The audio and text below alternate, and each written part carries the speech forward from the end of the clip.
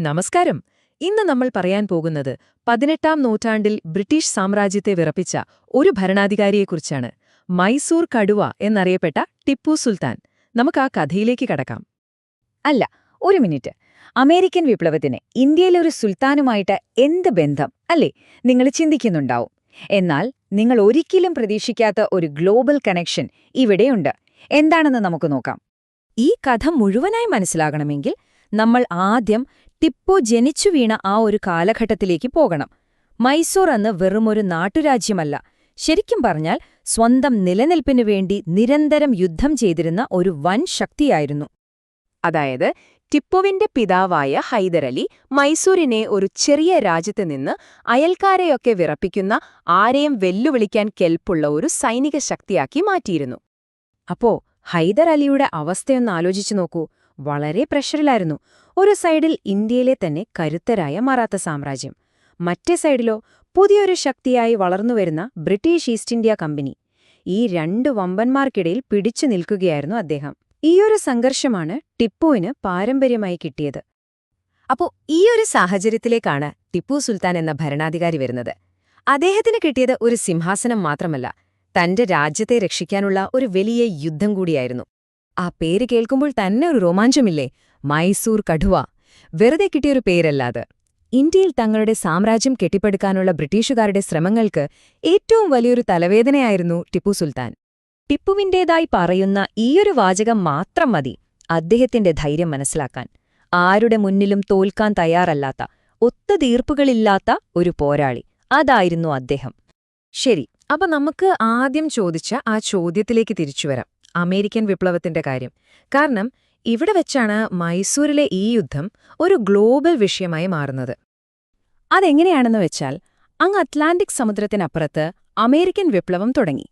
അതോടെ ബ്രിട്ടന്റെ മുഴുവൻ ശ്രദ്ധയും പണവും പട്ടാളവും അങ്ങോട്ടായി. ഇത് ശരിക്കും ടിപ്പുവിന് കിട്ടിയൊരു സുവർണാവസരമായിരുന്നു. അദ്ദേഹം എന്തു ചെയ്തു? ബ്രിട്ടീഷുകാരുടെ ബദ്ധവൈരികളായ ഫ്രഞ്ചുകാരുമായി ഒരു സഖ്യമുണ്ടാക്കി. അപ്പൊ നോക്കൂ, പെട്ടെന്നാണ് കളി മാറിയത്. ടിപ്പുവിന്റെ യുദ്ധം മൈസൂരിലെ ഒരു പ്രാദേശിക പ്രശ്നം എന്നതിലുപരി ലോകം മുഴുവനുമുള്ള ബ്രിട്ടീഷ് സാമ്രാജ്യത്തിനെതിരായ ഒരു വലിയ പോരാട്ടത്തിന്റെ ഭാഗമായി മാറി. പക്ഷേ നമുക്കറിയാവുന്നതുപോലെ ഈ ഗ്ലോബൽ സഖ്യങ്ങളൊന്നും അത്ര ഉറപ്പുള്ളതല്ല. അമേരിക്കയിലും മറ്റുമുള്ള യുദ്ധങ്ങൾ അവസാനിച്ചപ്പോൾ ബ്രിട്ടൻ അവരുടെ മുഴുവൻ ശക്തിയുമെടുത്ത് ഇന്ത്യയിലേക്ക് ശ്രദ്ധ തിരിച്ചു. അവരുടെ ഒരേ ഒരു ലക്ഷ്യം തങ്ങളുടെ ഏറ്റവും വലിയ ശത്രുവായ ടിപ്പുവിനെ ഇല്ലാതാക്കുക എന്നതായിരുന്നു. ഇത്തവണ ബ്രിട്ടീഷുകാർ ഒരു ഉഗ്രൻ പ്ലാനുമായാണ് വന്നത്. ശത്രുവിന്റെ ശത്രുമിത്രം എന്ന തന്ത്രം അവർ കൃത്യമായി ഉപയോഗിച്ചു. ടിപ്പുവിന്റെ ഇന്ത്യയിലെ തന്നെ എതിരാളികളായ മറാഠകളെയും ഹൈദരാബാദിലെ നൈസാമിനെയും കൂടെ കൂട്ടി. അങ്ങനെ ടിപ്പുവിനെതിരെ ഒരു ത്രികക്ഷി സഖ്യം രൂപീകരിച്ചു. ലക്ഷ്യം ഒന്നുമാത്രം: കടുവയെ പൂട്ടുക. ആ അവസാന യുദ്ധം വളരെ നാടകീയമായിരുന്നു. ഈ മൂന്ന് സൈന്യവും കൂടി ടിപ്പുവിന്റെ തലസ്ഥാനമായ ശ്രീരംഗപട്ടണം വളഞ്ഞു.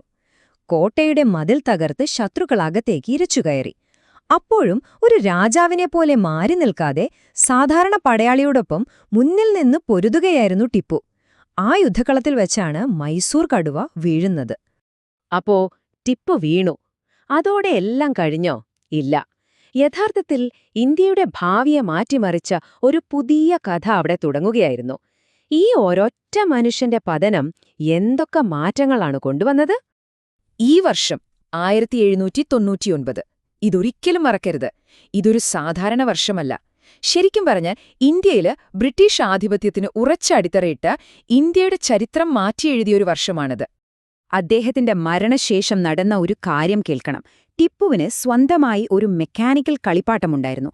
ഒരു ബ്രിട്ടീഷ് പട്ടാളക്കാരനെ ഒരു കടുവ കടിച്ചു കീറുന്ന രൂപത്തിലുള്ള ഒന്ന്. ടിപ്പുവിന്റെ ബ്രിട്ടീഷ് വിരോധം എത്രത്തോളം ഉണ്ടായിരുന്നു എന്നതിന്റെ പ്രതീകമായിരുന്നു അത്. അദ്ദേഹത്തിന്റെ പതനത്തിനു ശേഷം ബ്രിട്ടീഷുകാര് അതൊരു വിജയചിഹ്നമായി ലണ്ടനിലേക്ക് കൊണ്ടുപോയി. അതെ, ടിപ്പുവിന്റെ വീഴ്ചയോടെ ഇന്ത്യയിൽ ബ്രിട്ടീഷുകാർക്ക് കാര്യങ്ങൾ വളരെ എളുപ്പമായി. എങ്കിലും വിദേശശക്തിക്കെതിരെ അവസാന ശ്വാസം വരെ പോരാടിയ ഒരു ധീരനായ പോരാളിയെന്ന നിലയിൽ ടിപ്പു സുൽത്താൻ ഇന്നും ചരിത്രത്തിൽ ശക്തമായ ഒരു പ്രതീകമായി നിലനിൽക്കുന്നു. നമുക്ക് ഈയൊരു ചോദ്യത്തിൽ അവസാനിപ്പിക്കാം. മൈസൂർ കടുവ വീണു. ഇനി ഇന്ത്യയിൽ വളർന്നുവരുന്ന ബ്രിട്ടീഷ് സാമ്രാജ്യത്തെ തടഞ്ഞു നിർത്താൻ ആരുണ്ടായിരുന്നു? ഈ ചോദ്യത്തിനുള്ള ഉത്തരമാണ് ഇന്ത്യയുടെ അടുത്ത 150 വർഷത്തെ ചരിത്രം.